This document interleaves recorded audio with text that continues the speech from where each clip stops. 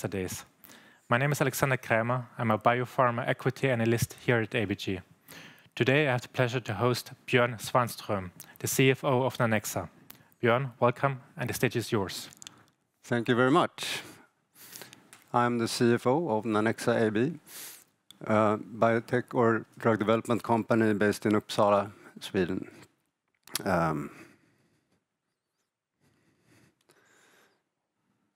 So I will give you a view of general put Nanexa into the general concept or context, and go a little bit deeper into various parts like the technology, our projects, the market development, and our collaborations, and some important milestones going forward. So we are in the field of long-acting injectables. And we truly believe that we have a potential to be a leading actor in the drug development of long-acting injectables. And we have this PharmaShell technology based on atomic layer deposition that we base this development on. So a little bit in general now about depot drugs. It says PharmaShell, but this goes for depot drugs in general, actually. So as a concept, we replace the peaks and troughs of drugs that are given daily or with other periodicity, but with a long-acting formulation, taking or creating very many benefits for many stakeholders. We have the patient, where it increases convenience, of course, to just take one injection, for instance, in a month, instead of various injections or capsules or pills. That reduces maybe the side effects also, since we can avoid the very toxic peaks that comes with certain drugs.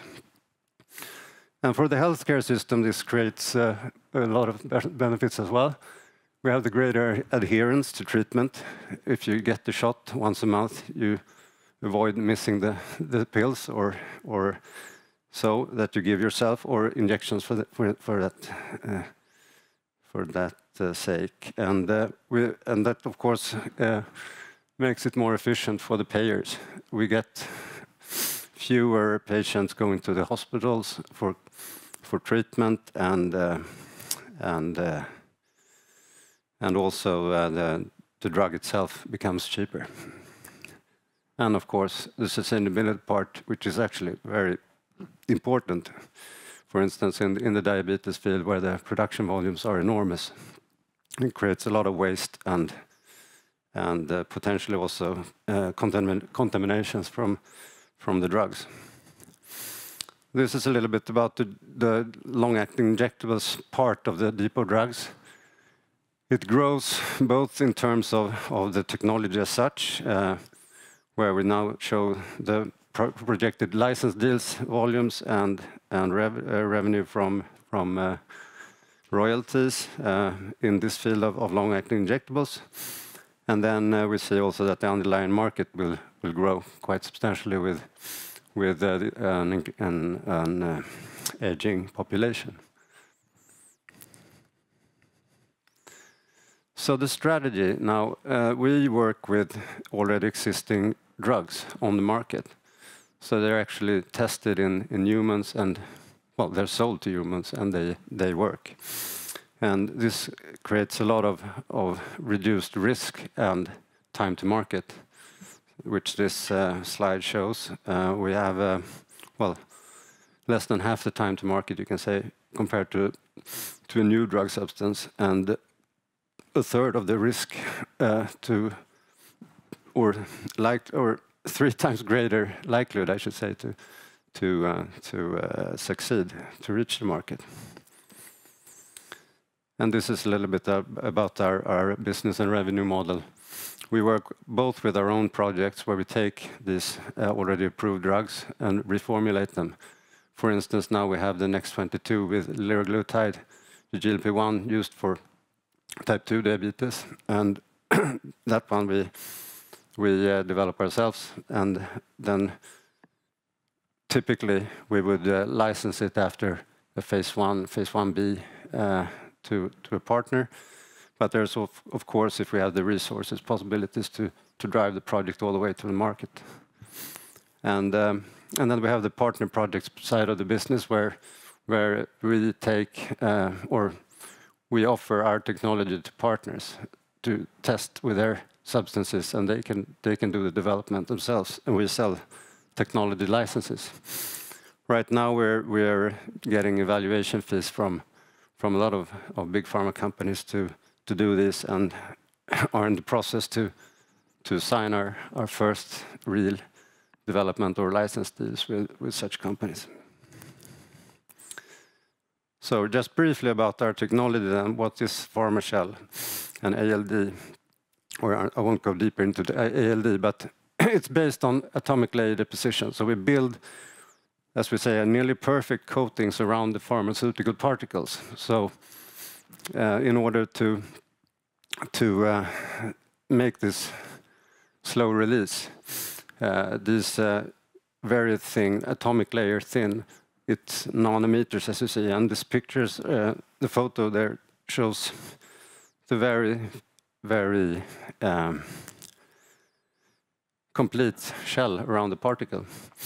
And then when we inject this into the under the skin, for instance, this depot will slowly release, which well, these shells are made of inorganic materials that dissolves over time in the body.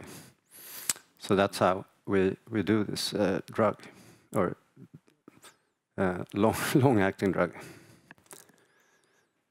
It has a lot of quite unique, actually, features, and we can be very precise in formula or building the shells adjusted to the exact depot length that we want. We can, or we have in all our projects, since the shell is so thin in relation to the particle, we have a very high drug load. This is important when you want to do a depot that you inject. You don't want the high volumes, and therefore it's important that the material itself doesn't have a high proportion of what we inject. And it's versatile. We have proved that we can work with almost any kind of substance, from small molecules to biologics like peptides and monoclonal antibodies. And what is really important also, that this closed coating or shell around the particle, it protects the pharmaceutical particles in quite unique way, actually. So it doesn't, we don't get a high release in the beginning, which is really important if you inject a large volume. We have our own site also for GMP production. This creates a lot of flexibility and efficiency in the development. It's quite a big investment that we made, and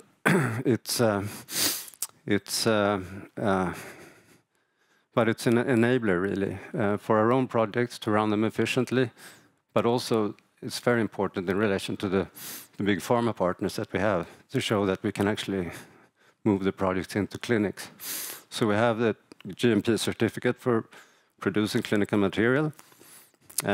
Last inspection was just recently, and we have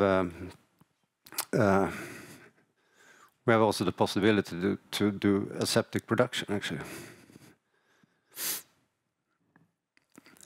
So our projects. First, a little summary what we have achieved during 2023. It's quite a lot, actually. We have coated 11 different APIs with PharmaShell. We have made over 70 ALD batches. We performed 1 clinical study last year in the Next 20 project. And we have done 14 preclinical animal studies, half of which were our own projects, Next 20 and Next 22, and also partner projects, which they run themselves, by the way. And this up to the right, it shows that we have worked a lot with biologics like peptides and monoclonals. These are 3 projects. Next 22, our latest, focuses on type 2 diabetes and potentially obesity as well. And we have the 2 Next 20 and Next 18 as well. They are in the blood cancer field. Next 20 for multiple myeloma, and Next 18 for MDS, myelodysplastic syndrome.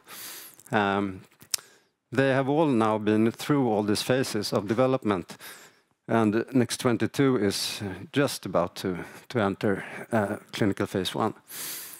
We have learned a lot from the Next 20 and Next 18, but for resource reasons really, and also the extreme potential of the Next 22 project, we are focusing entirely on that right now. But we have learned a lot, as I said, through all these phases around the pharmacogenetic profile, but also safety and tolerability. So this is the Next 22, a 1-month depot of the GLP-1 liraglutide. We are aiming at increased convenience, obviously, for the patients to take just 1 shot instead of 30 per month. And we are increasing adherence, which will in turn increase the effect of the treatment, because they don't always take their medication as they should, the patients. And yeah, it's going to be a great product, which is also very much demanded by the market, as we know. The study design, I won't go into the details, but they get 1 shot, and we study the PK samples during a month, or a little bit more than a month. And it's a dose escalation study. We'll start at lower doses and increase gradually. And it will be run during this second half of starting now, and during the second half of 24. So we will get results this year. This is just to see that how the development has gone during the year in animal studies, how we tweak the formulations between the different studies to get the better profile at the end. That you see that the less difference between the peaks and troughs, or the peak and the steady state level, which is good. And we've reached a formulation that is good enough to take into clinic. This is one part of what shows between our different projects the dose levels, which is important to administer a subcutaneous drug. It's of course good, or it's quite logic that it's good to have a smaller volume. So we think that the Next 22 is in relation to the others very attractive in that sense. And then we have also seen that azacitidine for Next 18, for instance, that's a cytotoxic, and it's known to give skin reactions. So with the depot, we got a little bit too much, but we learned a lot from that, and we have also developed methods to avoid it going forward.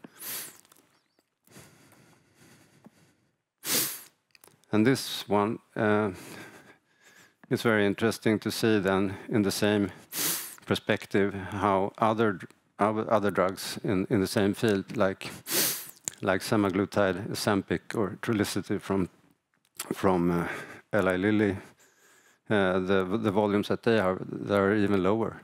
And we think that by showing with Next 22 that we can do this, it unlocks a tremendous potential to do the same with these kinds of drugs that are they're exploding right now. I'll come back to that. Just now, actually. So, this is the development forecast for type 2 diabetes in the 9 largest markets in the world. These, you can see that it will reach enormous levels in just a few years. it's great already, as you see in the results of Novo Nordisk and Eli Lilly. But here's the obesity market, same perspective, even higher growth from a lower level. This is a combination which is just now very recent data from May this year, or data is forecast.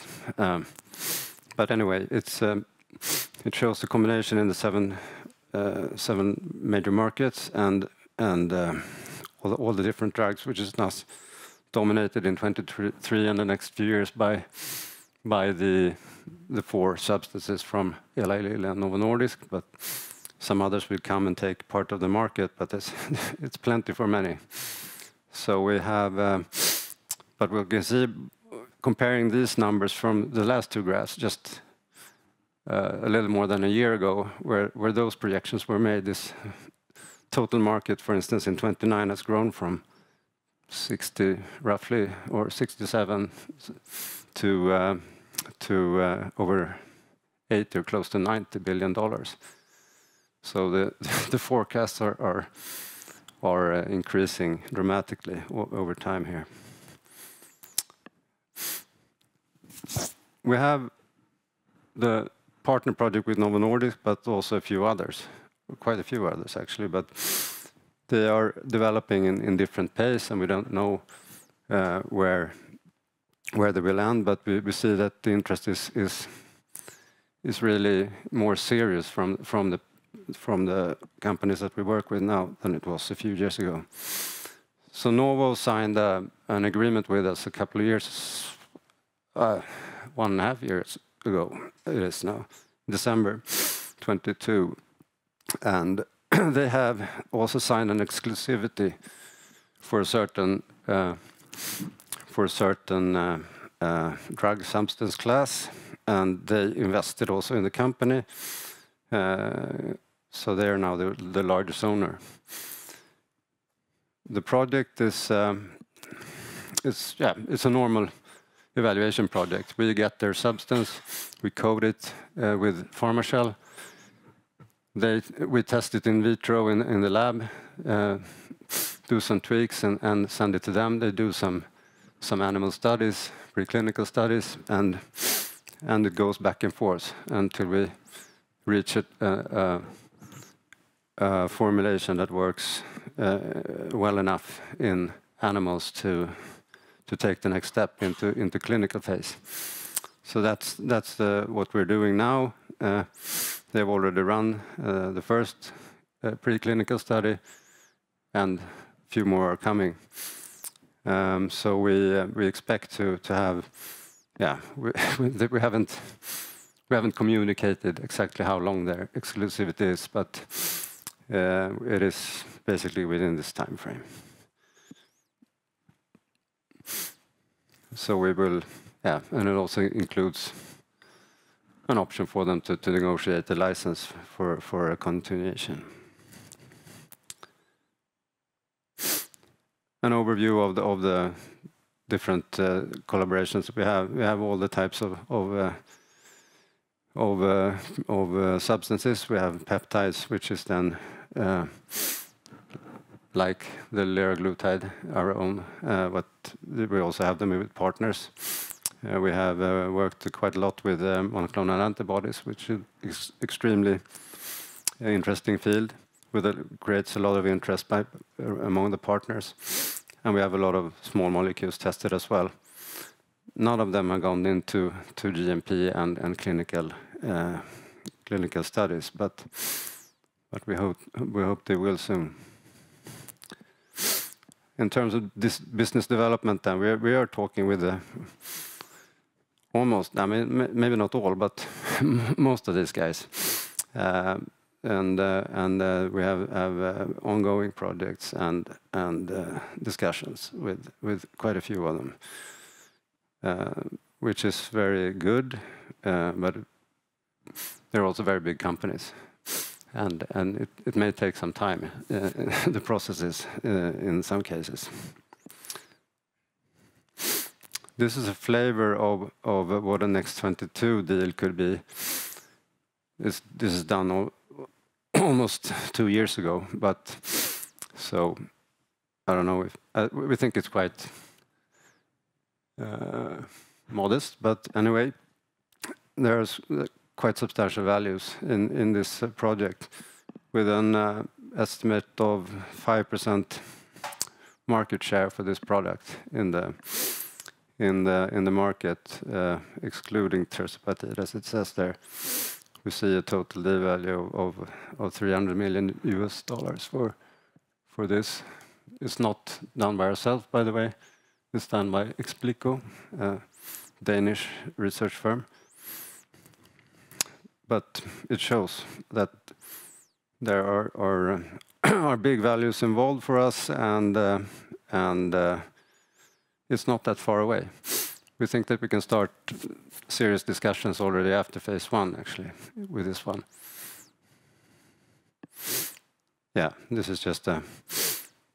You can you can speculate of what a market share we could reach, but 5% is quite modest if we come up with the first 1 month depot, for instance. We don't even have to be the first. We think we can have a really good product that takes quite a lot of the market. So for the financial plan then, we have, as I said, this is summary. We have the Next 22, which are total focus among our own projects right now. The other ones are on hold, as I said, due to some tactical prioritization, we can say, because we have to focus. We're a small company with limited resources. We have the Novo Nordisk project, which will run during this project, during this time. And we have several other collaborations that may go into development or license agreement during this period. We got 75 million rights issue in place last fall, which we expect will bring us somewhere, well, until Q2 next year. We think that there is some substantial potential to reach some larger revenue deals within this period as well, which could significantly contribute to the financing.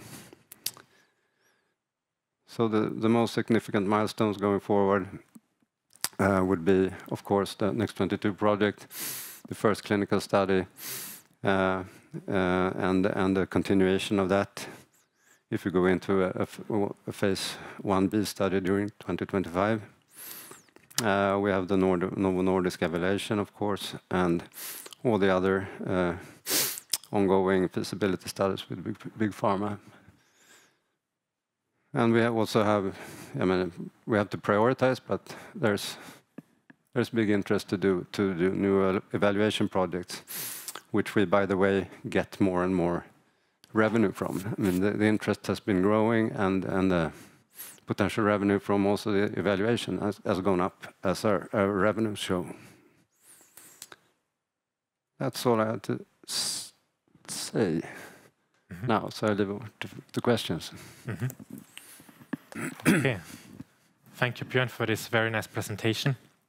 And basically, I have 2 questions. As we have learned today, I mean, you have a very nice, very big, very exploding business opportunity within the metabolic disease space. And I've also attended your CMD, which you just held in early May. And my question would be regarding your partner projects that you're running. I saw that there's quite many projects within the monoclonal antibody space, which is also a very interesting commercial opportunity. Yes. As we know that as of today, many monoclonal antibodies are blockbusters. And there's also a difficulty of monoclonal antibodies. You cannot give them as a pill. And here my question would be, like, in which business areas, in which disease areas do you see the best opportunities when it comes to monoclonal antibodies? Oh yeah, I think David would have been much better but they're very different ones that we have talked to. One of them is actually a model substance that we test first, and then so we don't know exactly what they want to do, or they haven't communicated, and that's quite often the case actually also with the partners, that they're very secretive to start with what they want to do. Okay. But yeah, as you know, they're used in many different fields. And what I also heard before is that monoclonal antibodies, your technology really allows to administer monoclonal antibodies also high concentrations, which you need in. Yeah, that's quite unique actually, and we have shown in our early stage development that we can handle them, which not many other technologies can. And my second question is more like your specialty field when it comes to the financing, and my question here would be around like how do you see the income to develop from these partner deals over the next quarters? And do you foresee that it's like a stable income so that it will carry the company forward? And like, what is your view there? Yeah, well, it won't carry the company as such. Well, it won't cover our whole cost base, as we've seen, but we've also seen that it's been growing. We have quite a few ongoing projects that will generate revenue during the year. And we have also potential new signings for new evaluations, and of course that's what we include in the projections for the basic evaluations in the projections until Q2 next year. But if we were to sign a larger agreement with a development project with a partner, that would contribute more, of course. I can't say how much or when. It's very hard to say, but it will hopefully, it will grow a bit, I think, only based on the evaluation projects, but it could grow substantially if we manage to sign a deal. Absolutely, and by the end of the year we will have a major trigger as the next 22, very important, and I guess this one will be like really important to trigger a potential partner deal. Yes. Good. Thank you very much, Björn, for coming here today. And thank you for the audience for listening in today. And that's it. Thank you. Thank you.